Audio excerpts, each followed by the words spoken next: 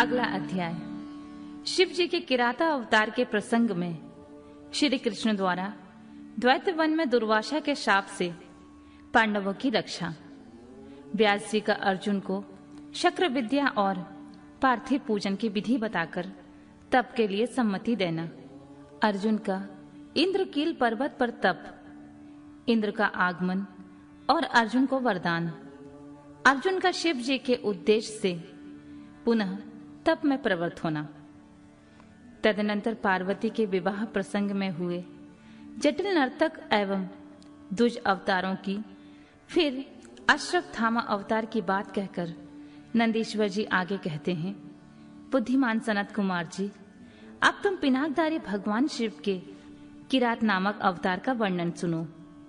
उस अवतार में उन्होंने मूक नामक दैत्य का वध और प्रसन्न होकर अर्जुन को वर प्रदान किया था।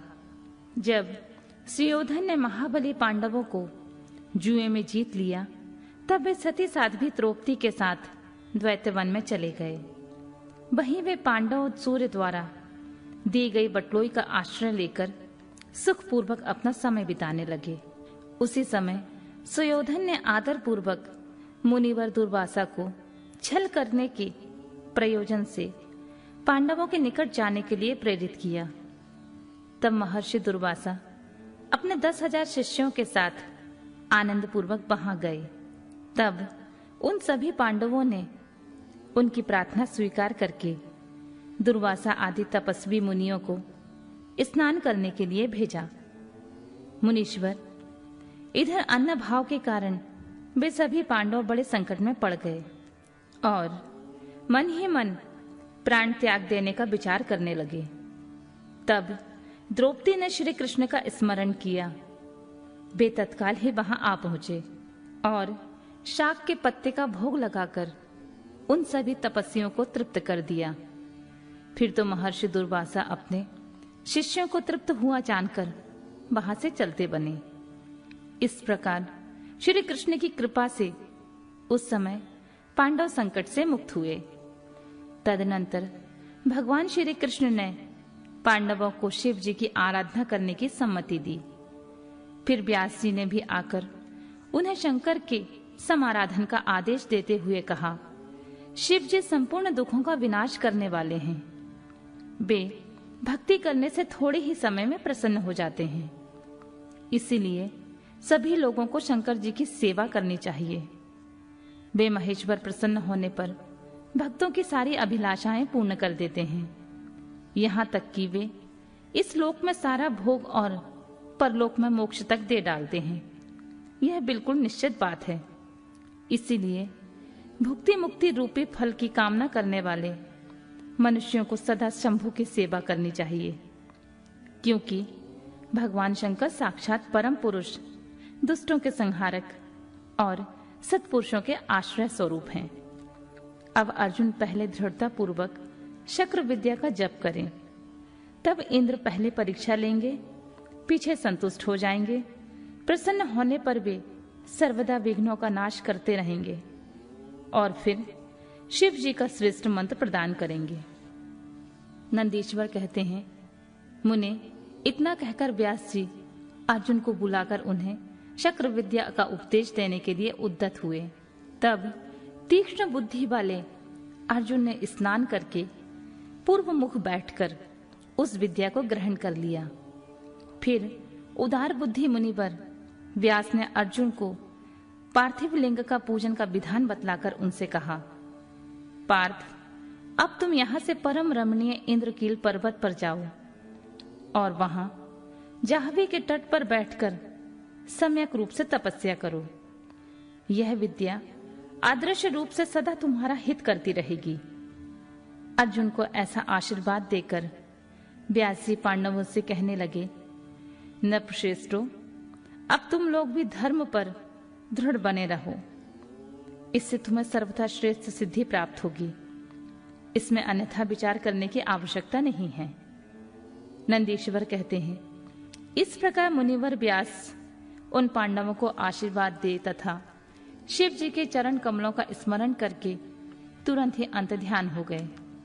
उधर शिव मंत्र के धारण करने से अर्जुन में भी अनुपम तेज व्याप्त हो गया। वे उस समय उद्दीप्त हो उठे। अर्जुन को देखकर सभी पांडवों को निश्चय हो गया कि अवश्य ही हमारी विजय होगी, क्योंकि अर्जुन में विपुल तेज उत्पन्न हो गया है।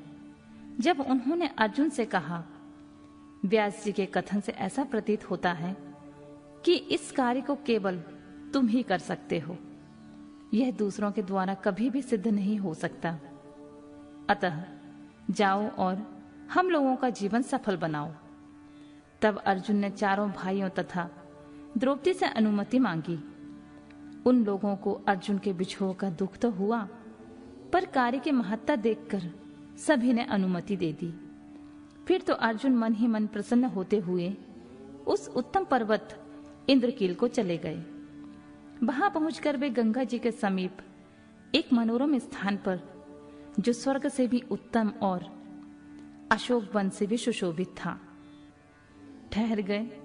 वहां उन्होंने स्नान करके गुरुवर को नमस्कार किया और जैसा उपदेश मिला था उसी के अनुसार स्वयं ही अपना वेश बनाया। फिर पहले मन ही मन इंद्रियों का अपकर्ष करके वे आसन लगाकर बैठ गए।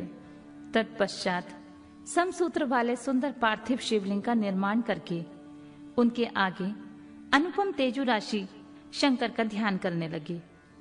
वे तीनों समय स्नान करके अनेक प्रकार से बारंबार शिव जी की पूजा करते हुए उपासना में तत्पर हो गए। तब अर्जुन के शिरोभाग से तेज की ज्वाला निकलने लगी। उसे देखकर इंद्र के गुप्तचर भयभीत हो गए। वे सोचने लगे, यह यहां कब आ गया। पुनः उन्होंने ऐसा विचार किया कि यह घटना इंद्र को बतला देनी चाहिए। ऐसा सोचकर वे तत्काल ही इंद्र के समीप गए। गुप्तचरों ने कहा, देवेश, वन में एक पुरुष तप कर रहा है, परंतु हमें पता नहीं है कि वह देवता है, ऋषि है, सूर्य है या अग्नि है। उसी के तेज से संतृप्त होकर हम आपके सन्निकट आए हैं। हमने उसका चरित्र भी आपसे निवेदित कर दिया है। अब आप जैसा उचित समझें वैसा करें।